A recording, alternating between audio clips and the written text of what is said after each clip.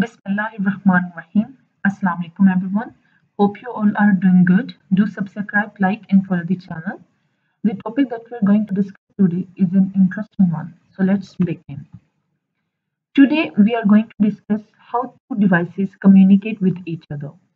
But first, let's talk about the need of communication among the devices. So, communication is the desire of a man.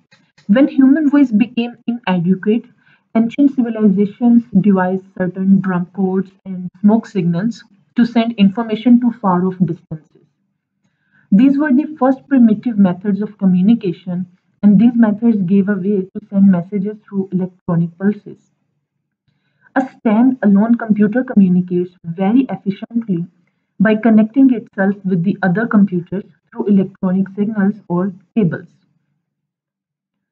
Today, data in one computer is communicated, or in other words, transmitted to another computer located across continents almost instantly using telephone or some radio links. The long-distance communication link between a computer and a remote terminal was set up around 1965. Now networking has become a very important part of computing activities, and in this lecture we are going to explore the domain. So let's begin.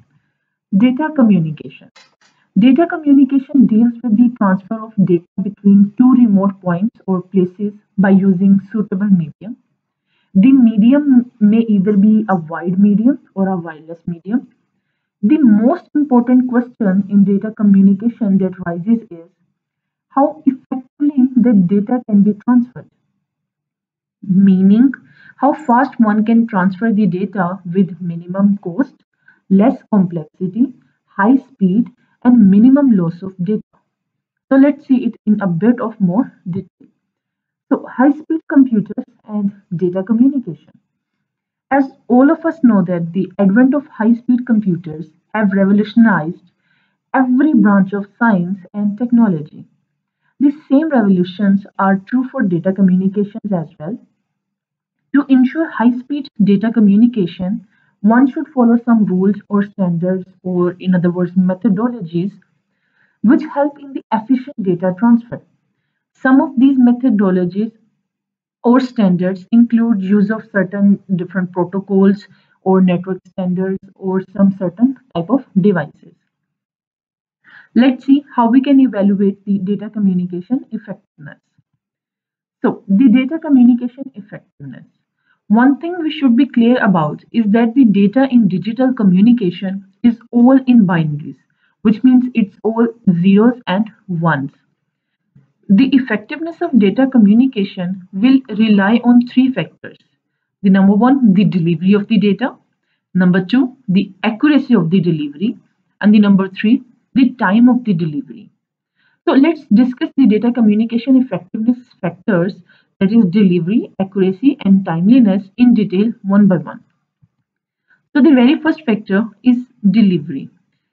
Delivery is one of the most important aspects of the data communication. For example, a courier must deliver the goods only to the concerned person for whom they are intended. Otherwise, the data integrity will be compromised, and this may result in important and confidential information loss. Imagine your WhatsApp message getting delivered to the wrong contacts. The same is true in digital data communication as well.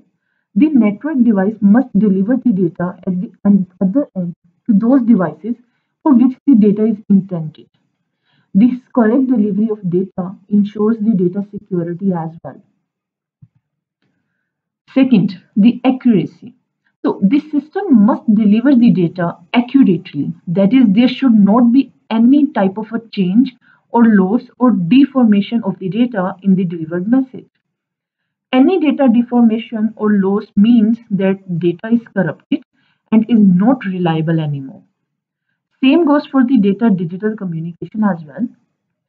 The device responsible for the data communication must ensure that the data integrity and reliability remains intact during the transmission. For example, WhatsApp is using two-way encryption to keep your messages security intact during the transmission. Timeliness.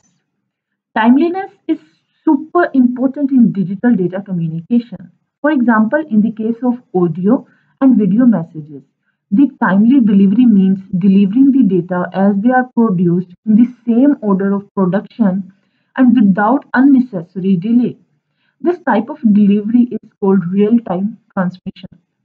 Have you ever noticed that sometimes the order of messages in WhatsApp on sender and receiver end do not match with each other? That's because the timeliness of the delivery of the messages.